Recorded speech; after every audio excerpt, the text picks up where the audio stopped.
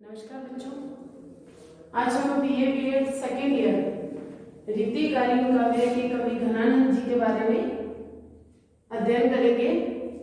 Last video में हमने घनानंद जी के जीवन परिचय के बारे में पढ़ा, जिसमें हमने बताया कि ये रीति मुक्त काव्य धारा के प्रमुख कवियों में से एक हैं, जो विरह काव्य लिखने में प्रसिद्ध थे और जो प्रेम की पीड़ के कवि थे। इन्होंने प्रेम को महसूस किया, प्रेम के रंग में डूबे और फिर अपने प्रीतम द्वारा ठुकराए जाने पर इन्होंने अपने प्रीतम की जगह उस कृष्ण को बस भगवानमयी उनको कर दिया और उस नाम से इन्होंने भगवान को संबोधित करते हुए अपनी कविताओं में उनका जिक्र किया है। तो वो सुजान जो इनकी कविताओं में प्रयुक्त नाम है, वो सुजान किसी स्त्री के लिए नहीं बल्कि उनके आराध्य श्री कृष्ण के लिए है ये नाम। ठीक है, तो उनका विरह का काव्य है, तो उनमें दुख, दर्द, पीड़ा, ये सब तो हमें मौजूद मिलेगा ही, ये नेचुरल बात है। तो रीति मुक्त काव्य धारा के कवियों की ये प्रमुख विशेषता थी कि वो स्वच्छंद काव्य धारा के कवि थे। उन्होंने बंदी बंधाई परिपाटी में रीतिबद्ध होकर कविता नहीं लिखी, किसी भी बंधन में नहीं बंधे, वो स्वतंत्र रचना करने में प्रसिद्ध थे। उन्होंने स्वतंत्र रचना की और जो अनुप्रास वगैरह या जो उसके अंदर अलंकार, छंद, रस वगैरह आए हैं, जो काव्य शास्त्र का प्रयोग हुआ है, वो खुद ब खुद उनके काव्य में स्थापित हुए, किसी प्रयास पूर्वक उसे डाला नहीं गया। जिस प्रकार कृष्णदास जी कहते हैं कि अलंकार विहीन कविता कविता ही नहीं है, तो ऐसा मानना रीति काल के रीति मुक्त कवियों का नहीं था। उनके अनुसार काव्य इतना अच्छा हो कि अलंकार और छंद और रस खुद ब खुद उसमें अपना स्थान बना ले। इस प्रकार इन्होंने अपनी कविता की शुरुआत की। आज हम वही कविता आगे बढ़ रहे हैं। नेक्स्ट है, भय अति निठुर मिटाए पहचान डर, याही दुख हमें जग लागी हाय हाय है। तुम तो निपट निर्दयी गई भूली सुधी, हमें सूल सेलन सो क्यों न बुलाए हैं। मीठे मीठे बोल बोली ठगी पहले तो तब, अब जिए जात कहाँ दो कौन न्याय है। सुनी है कि नहीं है प्रकट कहावती जू, काहू कल पाए हैं सुख कैसे कल पाए हैं। तो यमक अलंकार का प्रयोग हुआ है, पुनरुक्ति प्रकाश का प्रयोग किया गया है। वैसे तो पुनरुक्ति एक दोष होता है, लेकिन कविता को रम्य और सुंदर बनाने के लिए भी इसका प्रयोग किया जा सकता है। घनानंद जी ने काव्य को सुंदरता प्रदान करने के लिए पुनरुक्ति प्रकाश अलंकार का, यह कह सकते हैं कि पुनरुक्ति दोष का प्रयोग किया है। भय अति निठुर, निठुर कौन है? उनके प्रियतम, प्रियतम कौन है? सुजान, और सुजान किसको बोला गया है? कृष्ण। ठीक है, भय अति निठुर मिटाए पहचान डर, या ही दुख हमें जग लागी हाय हाय। कि वो कहते हैं घनानंद जी कि हे कृष्ण, हे सुजान, आप अत्यधिक कठोर हो गए हैं और आपने अपनी पहचान ही मिटा डाली। जिस प्रकार हम आपको याद करते थे, वो पहचान आपने मिटा डाली। या ही दुख हमें यह बहुत बड़ा दुख लगा है, इसी दुख से हम ग्रस्त हैं, हमें यह बहुत बड़ा दुख लगा है। जब लागी हाय, और उसी वजह से हमारे मुख से सदा हाय हाय की रटन लगी रहती है। हे निष्ठुर, हे कठोर कृष्ण, हे कठोर सुजान, आपने अपनी पहचान मिटा डाली, आपने अपना पहचान बदल ही मिटा डाली, पहले वाली पहचान। यही दुख हमें लगा हुआ है और इसी वजह से हमारे मुख से सदा हाय हाय की रटन लगी रहती है। तुम तो निपट निर्दयी गई भूली सुधी, तुम तो अत्यधिक निपट निर्दयी, अत्यधिक निष्ठुर कठोर हो। तुम तो अत्यधिक निष्ठुर हो, कठोर हो, गए भूली सुधी, तुम तो हमारी यादों को भी भूल गए। तुम तो अत्यधिक निष्ठुर हो, कठोर हो, हमारी यादों को भूल गए। सुधी होता है याद, भूली मतलब भूल गए, तो आप हमारी यादों को भूल गए। हमें सूल से लेनी सो क्यों न बुलाए हैं, लेकिन आपकी जो याद है, आपकी याद हमारे हृदय में भाले की नोक की तरह कैसी लगती है हमें? भाले की नोक। जिस प्रकार भाले की नोक हमारे शरीर के किसी अंग में गड़ी हो, तो उसका दर्द, जब तक वो नोक हमारे अंदर है, भूलने पर भी हम भूल नहीं पाते ना उस दर्द को, क्योंकि वो हमें बार बार दुख दे रहा है वो दर्द। तो ठीक उसी तरह आपकी याद हमारे हृदय में भाले की नोक की तरह गड़ी हुई है। जब तक वो हमें दुख देती रहेगी, हम तुम्हें याद करना भूल नहीं पाएंगे। भाले की नोक की तरह तुम्हारी याद हमारे हृदय में बसी हुई है, उन्हें बुलाए हैं जो हमें तुम्हें भूलने ही नहीं देती। मीठे मीठे बोल बोली ठगी पहले तो तुम, जब हमारी संयोगावस्था थी, जब हमारे मिलन के दिन मीठे मीठे बोल बोली, मीठे मीठे बोलों से तुम मेरे साथ बातें करती थी और मुझे ठग लिया। ठगना क्या होता है? मुझे अपनी कुटिलता से, चतुरता से तुमने अपने वश में कर लिया। ठगना क्या था? वश में करना, अपने प्रेम जाल में फंसा लिया, तो वश में कर लिया। अब जिए जारत कहां दो कौन है, अब तुम मेरे हृदय को जला रही हो। जिए जरना, हृदय जलाना। अब तुम मेरे हृदय को जला रहे हो, बताओ यह कौन सा न्याय है? मतलब इसमें कुछ भी न्याय संगत नहीं है। सुनी है कि नहीं है प्रकट कहावत जो, मैं नहीं जानता कि आपने ये प्रसिद्ध कहावत सुनी है कि नहीं। काहू कल पाए है सो कैसे कल पाए, कि जो किसी को, काहू किसका प्रयोग है? किसी। अब ये किसी कौन है? ये घनानंद है। कि जो किसी को दुख देता है, कष्ट देता है, कल्पाना कष्ट देना, वो खुद कभी भी चैन नहीं प्राप्त करता। कल्पाना चैन न प्राप्त करना। ठीक है, अब मैं फिर से एक बार और रिपीट करूंगी, अब ध्यान से सुनेंगे। भय अति मिठुर मिटाए पहचानी डाली, याही दुख हमें जग लागी हाय हाय है। तुम तो निपट निर्दयी गए भूली सुधी, हमें सूल सेवनी सो क्यों न भुलाए हैं। मीठे मीठे बोल बोली ठगी पहले तो तब, अब जिए जारत कहां दो कौन न्याय है। सुनी है कि नहीं है प्रकट कहावत जो, काहू कल पाए हैं सो कैसे कल पाए। अब कल पाए और कल पाए में यमकलंकार का प्रयोग हुआ है। ये कल चैन न प्राप्त करना और ये कल पाए कष्ट देना, तो दोनों का अलग अलग अर्थ है। जिस प्रकार कनक कनक कनक, एक कनक का अर्थ धुना है, दूसरे कनक का अर्थ सोना है, तो उसी तरह इसको समझ सकते हैं। एक कल पाए का अर्थ कष्ट है और एक कल पाना का अर्थ है चैन। ठीक है। भय अति मिठुर मिटाए पहचानी डाली, कि हे गणानंद कह रहे हैं, हे सुजान तुम अत्यधिक कठोर हो गए हो और तुमने अपनी पहचान को मिटा डाला। यही दुख हमें बार बार लगा हुआ है, जिस वजह से हमारे मुख से हाय हाय की रटन लगी रहती है। तुम अत्यधिक निष्ठुर और निर्दयी हो और तुमने हमें अपने आप की याद भुला दी, तुमने हमारी यादों को भुला दिया, हमें भुला दिया। हमें सुन से नहीं, हमें तो तुम्हारी याद वाले की नोक की तरह हमारे हृदय में छुप रही है। हम चाहें तो भी तुम्हें भुला नहीं पाएंगे। पहले तो संयोगावस्था में तुमने हमारे साथ मीठी मीठी बातें करके हमें अपने वश में कर लिया, अपने प्रेम जाल में फंसा लिया। अब जिए जारत, अब तुम हमारे हृदय को जला रहे हो वियोग के द्वारा। बताओ यह कहां का न्याय है? मुझे नहीं पता तुमने सुनी है कि नहीं जो यह प्रसिद्ध कहावत है कि जो किसी को, अर्थात गणानंद, जो किसी को कष्ट देता है वो कैसे चैन प्राप्त कर सकता है।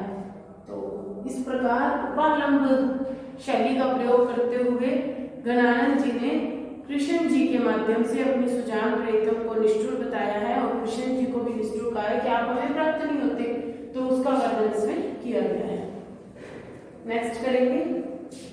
प्रीतम सुजान मेरे हित के निधान कहो, कैसे रहे प्राण जो अनखी अरसाए हो। तुम तो उदार दीनहीन असी परे द्वार, सुनिए पुकार यही बोलो तरसाए हो। चात की है रावरो अनोखो मोह आवरो, सुजान रूप वामरो बदन दरसायो है। विरह नसाए दया हिय में बसाए आए, आए कब आनंद के घन बरसाए हो। तो इसमें वर्णन बहुत ज्यादा नहीं है, शब्द बहुत ज्यादा नहीं है। साथ साथ पढ़ाऊंगी तो साथ साथ अपने शब्द करते रहेंगे। प्रीतम सुजान मेरे हित के निधान, निधान मतलब खजाने या सहारे कह सकते हैं। खजाने का प्रयोग यहाँ नहीं होगा, यहाँ सहारा कहेंगे इसको अपने। ठीक है, कि हे प्रीतम सुजान, मेरे कृष्ण है मेरे प्रीतम सुजान, आप मेरे हृदय के सहारे हो। कैसे रहे प्राण जो अनखी अरसाए, मेरे प्राण आपके बिना कैसे रह सकते हैं। आप ही तो मेरे जीवन जीने की आशा हो, आपके बिना मेरे प्राण किस प्रकार जीवित रह सकते हैं। तुम तो उदार, तुम अत्यधिक उदार हो, दयावान हो, दयाशील हो, दीनहीन असी परे द्वार, और मैं दीनहीन हूँ और तुम्हारे द्वार पर आकर पड़ा हूँ।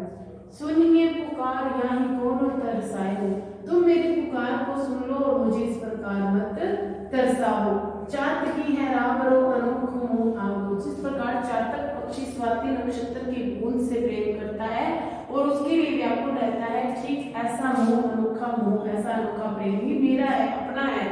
सुजान रूप भाव सुजान जो हे सुजान मैं तो तुम्हारे रूप के दर्शन के लिए पागल हूँ, इसलिए अपना मुख मुझे दिखा दो, अपने मुख की मुझे दर्शन करा दो। विरह नसाए मेरे विरह को समाप्त कर दो, मतलब इस वियोग अवस्था को समाप्त करके मुझे प्राप्त हो जाओ।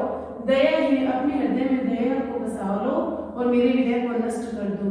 हे घनानंद आप, हे सुजान आप आओ आओ, आप आनंद की बारिश की वर्षा करने कब हो मेरे हृदय में, आनंद के बारिश की वर्षा करके मुझे अपने दर्शन दोगे। फिर से करते हैं। प्रीतम सुजान मेरे हित के निदान, हे प्रीतम सुजान आप मेरे हृदय के, मेरे हित के, मेरे लिए क्या हो, एक मेरे सहारे के समान हो। कैसे रहे प्राण आपके बिना मेरे प्राण, कैसे जीवित रहेंगे। अनख है मेरे लिए तो तुम एक केवल एकमात्र तुम ही सहारा हो। तुम तो उदार, तुम अत्यधिक उदार हो, दयावान हो, मैं दीनहीन हूँ, इसलिए मैं तुम्हारे द्वार पर आकर पड़ा हूँ। सुनिए पुकार, आप मेरी पुकार सुन लीजिए। कौन? सुजान, सुजान के लिए कहा है। किसने कहा है? घनानंद ने। आप मेरी पुकार सुन लीजिए और मुझे तरसाएं मत। अब तक आप मुझे जो तरसा चुके हैं वो मत तरसाएं। चाहत की है राम मनोहर को, जिस प्रकार चातक पक्षी बादलों से या बादलों की बूंद से प्रेम करता है, ठीक उसी तरह हमारा प्रेम भी अनोखा चातक पक्षी के समान है। सुजान रूप भाव कि मैं तो आपके रूप के दर्शन के लिए पागल हूँ, मदमस्त हूँ। बदन दर्शाए, इसलिए आप बदन क्या होते हैं? मुख, अपने मुख के मुझे दर्शन करवा दे। विरह नसाए और मेरे विरह को, मेरे वियोग अवस्था को नष्ट कर दीजिए। अपनी दया को अपने हृदय में बसाकर आ जाओ, आ जाओ। कब आओगे और मेरे हृदय में दया के बादलों की वर्षा कब करोगे, अर्थात मुझे कब प्राप्त हो जाओगे। कब आनंद के घन बरसाओगे, आनंद की बादल कब मेरे हृदय में बरसेंगे, मुझे प्रेम की प्राप्ति कब होगी, कब आप मुझे दर्शन दोगे, जिससे मुझे उस प्रीतम की आपकी मुख दर्शन होंगे और जिससे मेरी प्यास जन्मों जन्मों की बुझ जाएगी और मुझे आपके दर्शन होने से मेरा प्रेम फिर से उद्दीप्त हो जाएगा। तो विरह को नष्ट करने के लिए वो प्रार्थना कर रहे हैं कृष्ण से, अपनी सुजान से, कि आप मुझे जल्दी से अपने दर्शन दे दीजिए, दया कर दीजिए, मेरे ऊपर आनंद के बादलों की वर्षा कर दीजिए। मैं दीनहीन हूँ, आप स्वामी हैं, मैं सेवक हूँ। उसका वर्णन इसके अंदर किया गया, सेव्य सेवक भाव का भी वर्णन इसके अंदर किया गया है। नेक्स्ट पैरा करेंगे। अति सूद सनी को मार्ग है, जहाँ नीकु सयाना प्रभात नहीं, तहाँ सांच चले तजी आपुन को, जिजके कपटी जे निशाक नहीं। कन आनंद प्यारे सुजान सुनो, इत एक ते दूसरो आंक नहीं। तुम कौन जो पाटी पड़े हो, लला मन में देहु चटाक नहीं। तो इस पैरे के अंदर ये प्रसिद्ध पैरा है घनानंद जी का। घनानंद जी ने प्रेम के मार्ग का वर्णन किया है कि इसके अंदर जो स्वार्थी व्यक्ति हैं वो बिल्कुल नहीं चल पाते। जो निस्वार्थ प्रेम करते हैं, जिनके हृदय में सच्चा प्रेम है, वो ही इस रास्ते पर चल सकते हैं, वो भी बिना झिझके। तो उसका वर्णन इसके अंदर किया हुआ है और अपने प्रियतम सुजान के प्रति उपालंब का भी प्रयोग किया गया है, व्यंग्यात्मक शैली का प्रयोग किया गया है। घनानंद जी ने लगभग व्यंग्यात्मक शैली का प्रयोग किया है, यह जिसको कह सकते हैं उपालंब। उल्हाने बहुत दिए हैं। अतिसूद सने को मार्ग है कि प्रेम का जो मार्ग है, स्नेह क्या होता है? प्रेम। प्रेम का जो मार्ग है वह अत्यधिक सीधा मार्ग है। सूदो सीधा, प्रेम का मार्ग अत्यधिक सीधा मार्ग है, जहाँ नेक सयानक बांग नहीं, जहाँ थोड़ा सी भी क्या नहीं चलती? सयानक, चतुराई नहीं चलती। सयानक क्या होता है? चतुराई। अति सूदो सनेको मार्ग है, जहाँ नेको सयानक बांक नहीं, कि प्रेम का मार्ग अत्यधिक सीधा है, जहाँ थोड़ी सी भी चतुराई नहीं चलती। तहाँ सांच चले तजी आपुनापन, जहाँ सच्चा व्यक्ति जो होता है, सच्चा प्रेमी, सच्चा प्रेमी जो होता है, तजी आपन वो स्वार्थ को त्याग कर आगे चलता है। झिझके कपटी जे निशान नहीं। और इस प्रेम के मार्ग पर जो कपटी, जो चतुर व्यक्ति होते हैं, जो स्वार्थी व्यक्ति होते हैं, वो झिझकते हुए चलते हैं, कदम आगे बढ़ाते हैं और कदम चाहकर भी उस प्रेम मार्ग के पथ पर कदम नहीं उठा पाते। गण आनंद प्यारे सुजान सुनो। घनानंद कह रहे हैं कि हे मेरे प्रीतम सुजान सुनो। इत एक ते दूसरो आंक नहीं। यहाँ एक मेरे इस जो मैं पढ़ रहा हूँ, जो मैं काव्य लिख रहा हूँ, उसके अंदर एक के बाद दूसरा अक्षर आंक क्या होता है, अक्षर नहीं है। मतलब मुझे केवल तुम्हारा नाम आता है, मैं तुम्हारे नाम से प्रेम करता हूँ, दूसरा किसी का नाम भी मेरे काव्य में नहीं है। तुम कौन देव पाठी पढ़े हो लला। आगे कभी कह रहे हैं गणानंद जी की पता नहीं तुम कौन सी पट्टी पढ़े हो। पाठी क्या होता है, पट्टी, पट्टी क्या होती है, शिक्षा।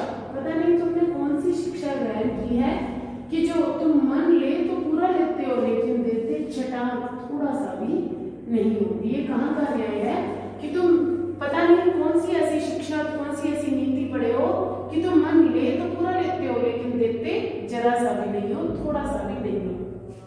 इसे देखो, अति शुद्ध सने को मार्ग है कि प्रेम का मार्ग अत्यधिक सीधा है, अत्यधिक सच्चा है, जहाँ थोड़ी सी भी चतुराई नहीं चलती, सियानत बिल्कुल नहीं चलती। ता सांच चले तजी आपन अपन स्वार्थी, स्वार्थ अपना त्याग कर सच्चे व्यक्ति इस प्रेम मार्ग पर सीधे सीधे चल पड़ते हैं। लेकिन जो कपटी व्यक्ति होते हैं, जो निश्चय, जो छली व्यक्ति होते हैं, जो चतुर व्यक्ति होते हैं, वो इस प्रेम के पथ पर चलते हुए एक कदम भी आगे नहीं बढ़ा पाते। गणानंद कह रहे हैं, प्रीतम सुजान सुनो, यहाँ मेरे इस साहित्य में एक के बाद तुम्हारे नाम के अलावा अन्य कोई अक्षर नहीं है। तुम कौन देव पाठी पढ़े हो यार, मुझे नहीं पता कि तुम कौन सी शिक्षा पढ़े हो। हे सुजान, मुझे नहीं पता तुमने ऐसी कौन सी शिक्षा ग्रहण की है। मन ले, तुम मन ले तो पूरा लेते हो, लेकिन देते थोड़ा सा भी नहीं हो।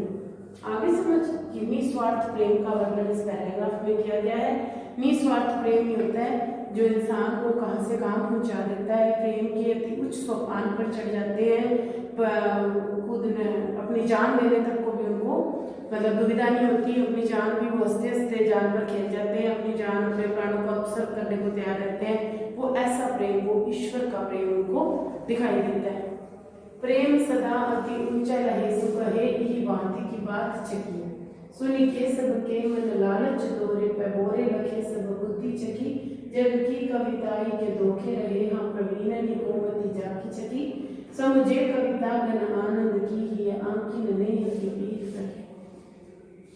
इसमें कवि कह रहे हैं प्रेम सदा अत्यधिक ऊंचा है, प्रेम सदा अति ऊंचा है, सो कहे यही भांति की बात चकी। जो प्रेम को सर्वश्रेष्ठ मानता है, अत्यधिक ऊंचा मतलब सर्वश्रेष्ठ।